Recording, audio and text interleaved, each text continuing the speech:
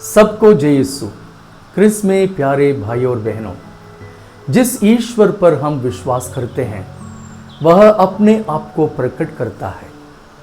He is a God of revelation. वह स्वयं को प्रकट करता है। वह उस समय प्रकट करता है जब हम आशा खो बैठते हैं, जीने का मकसद भूल जाते हैं।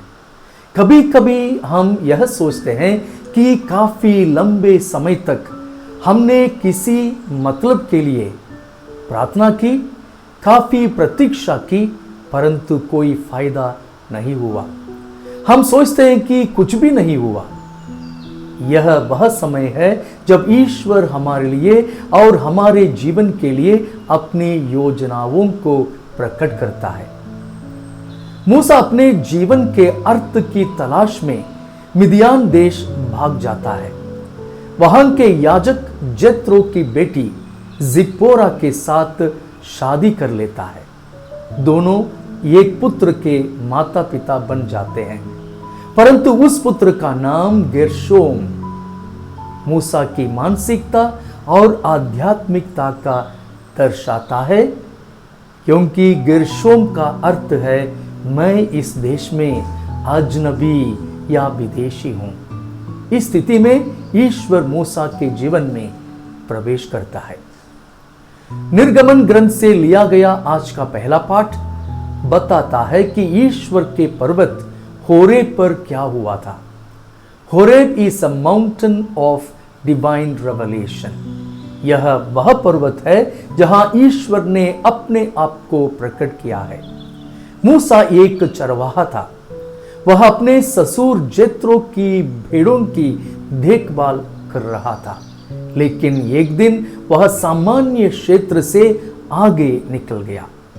पाठ हमें बताता है कि वह जंगल में बहुत दूर चला गया। इसका यह भी अर्थ है कि वह स्वयं से परे चला गया था। वह अपने आप में स्वयं के अंदर चला गया। शायद अब तक वह समझता था कि उसे ही इज़राइल के लोगों को मिस्र देश से लाना है। पहली बार उसने सोचा कि यह काम अकेले नहीं कर पाएगा। उसे ईश्वर की कृपा की आवश्यकता है। सबसे पहले स्वर्गदूत जलती हुई झाड़ी में दिखाई दिया। जब मूसा रुचि दिखाने लगे कि उधर क्या हो रहा है, तब ईश्वर ने मूसा को उनके नाम से बुलाया। ईश्वर ने उसे चेतावनी दी कि वह अपने जूते को उतार दें, क्योंकि वह एक पवित्र स्थान है। ईश्वर की उपस्थिति ने उस स्थान को पवित्र भूमि बना दिया। मूसा के जूते ने ईश्वर के प्रति उसकी दृष्टि को अवरुद्ध कर दिया। मूसा को अपना जूता उतारना पड़ा। ईश्वर ने स्वयं को इब्राहिम के ईश्वर, इसहाक के ईश्वर और याकूब के ईश्वर के रूप में प्रकट किया। हम समझ सकते हैं कि हमें पवित्र स्थानों का सम्मान करने और बाधा बनने वाली किसी भी चीज को हटाने की जरूरत है।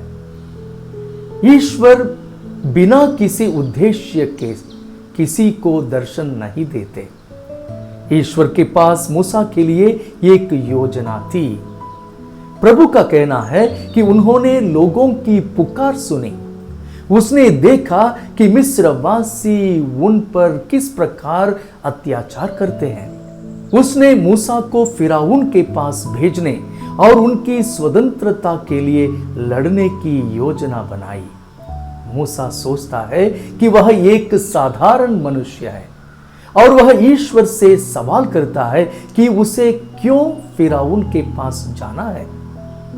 मूसा को यह जिम्मेदारी केवल एक कारण से निभानी चाहिए, अर्थात वह ईश्वर द्वारा चुना गया है और ईश्वर उसके साथ है।